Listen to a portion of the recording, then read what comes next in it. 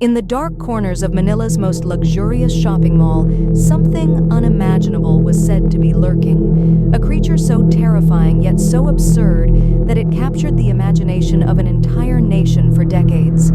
This is the story of the Snake Man of Robinson's Galleria, perhaps the Philippines' most enduring urban legend that somehow refuses to die, even 30 years later. The 1990s in the Philippines was a time of rebirth. After years under the iron grip of Ferdinand Marcos's authoritarian regime, the consumer market was finally awakening. Department store giants SM and Rustan's dominated the retail landscape, but a new competitor was about to enter the scene, one that would become synonymous with one of the strangest rumors ever to grip a nation. John Gokongwei, a self-made taipan who had built a massive food manufacturing empire, set his sights on conquering retail. After establishing his first store in his hometown of Cebu, he made a bold move that shocked the industry, opening the sprawling, opulent Robinson's Galleria in Metro Manila. The mall was unlike anything Filipinos had seen before, modern, luxurious, ambitious. But as Robinson's became a household name, something else began to slither into public consciousness. The whispers started small. Have you heard about the owner's son? Did you know about the secret Gokongwei child? Before long, the rumor had taken a definite shape.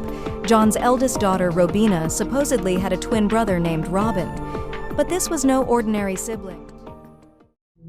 Robin was said to be half human, half snake, kept hidden from public view due to his monstrous appearance, and apparently he had found a hunting ground in the mall's fitting rooms. "It's just a big snake like a python," people would claim. "The snake is as big as me." Others described trapdoors in changing rooms that would suddenly open, dropping unsuspecting shoppers into the creature's lair. One particularly persistent story told of a woman who was trying on clothes when suddenly she encountered something that made her scream uncontrollably. By the time security arrived, she was allegedly gone, vanished without a trace. The urban legend reached its peak when it claimed a high-profile victim, 90s movie star Alice Dixon. According to the rumors, Dixon had been trying on clothes in a Robinson's fitting room when she encountered the Snake Man. The story claimed she was paid a staggering 2 million pesos to keep quiet about what she had seen. The tale was so widely believed that Dixon herself had to publicly address it. "It's not true. I'm still here, and I'm still alive," Dixon insisted in media appearances. But even her denials couldn't stop people from believing. Some shoppers, when asked if they would enter the store's dressing rooms alone, would hesitate. Just to be on the safe side, they'd say with a nervous laugh. As these rumors intensified, Robinson's business began to suffer. The situation became so serious that Robina Gokongwei herself had to address the absurd claims publicly. "I think it's very, very stupid," she told reporters, visibly frustrated. When asked who she believed started the rumor, she didn't mince words. Most probably, it was spread by a competitor with a very, very sick mind. In one memorable television appearance, Robina even brought her pet dog on camera. "Now there's another rumor that the snake is my pet, not my brother," she said sarcastically. "This is my pet," she declared, showing her dog. "Did you say woof?" she asked the animal, highlighting the absurdity of the snake rumors. She then made a bold challenge. "I'm inviting everybody to go to Galleria. If anybody can find that creature, I swear I'm going to give the entire Galleria to him."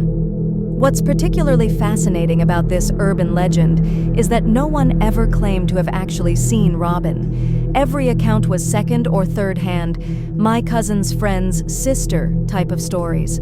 Yet the tale persisted with remarkable resilience. Why did so many Filipinos believe such an outlandish story? Cultural analysts point to the unique makeup of Manila's population. Manileños can believe in a lot of things that are supernatural, one sociologist explained. This is probably because Manila, as cosmopolitan as we would like to make it out to be, is full of migrants from the provinces. These kinds of superstitious beliefs easily surface. The timing of the rumor's emergence is also significant. The Philippines had just emerged from years of dictatorship, entering a new era where freedom of expression was finally possible. Tabloids and broadcast media, no longer constrained by strict government control, thrived on sensationalism. The Snake Man legend emerged during this period when storytelling itself became a form of liberation, when Filipinos could finally speak freely, even if what they chose to speak about was completely fantastic. More than 3 decades later, the Snake Man of Robinson's Galleria remains embedded in Filipino popular culture. In 2020, Alice Dixon revisited the issue in her vlog, perhaps hoping to put it to rest once and for all. "I remember it actually being night," she recounted, "and production told me I needed to change my outfit. They directed me to the bathroom in the department store." Her conclusion was definitive. Nothing really happened in the way that the urban legend or the myth dictates. Those things are all not true. Yet scroll down to the comments section of any article or video about the legend, and you'll find people who still insist on its truth. Some claim to know someone who saw something. Others suggest that Dixon and the Gokongwais are still bound by confidentiality agreements. The legend has become bigger than facts. The Snake Man of Robinson's Galleria represents more than just a supernatural tale or a showbiz scandal. It's a reflection of a society in transition, a nation emerging from darkness, finding its voice, and telling stories that, however fantastical, belonged uniquely to them. Like a serpent shedding its skin, the Philippines was transforming, and this bizarre urban legend became an unlikely symbol of that metamorphosis. Today, Robinson's Galleria stands as one of the most successful malls in the Philippines. Millions walk through its doors each year, many of them surely wondering, if only for a fleeting moment, whether there might be some truth to the legend of the Snake Man. And in that moment of wondering, they become part of a uniquely Filipino story, one that continues to captivate and terrify new generations, slithering on through time. So next time you're in Robinson's Galleria and you step into a fitting room, you might find yourself glancing down at the floor, checking for trapdoors. And that's the real power of urban legends. Not that we fully believe them, but that we can never fully disbelieve them either.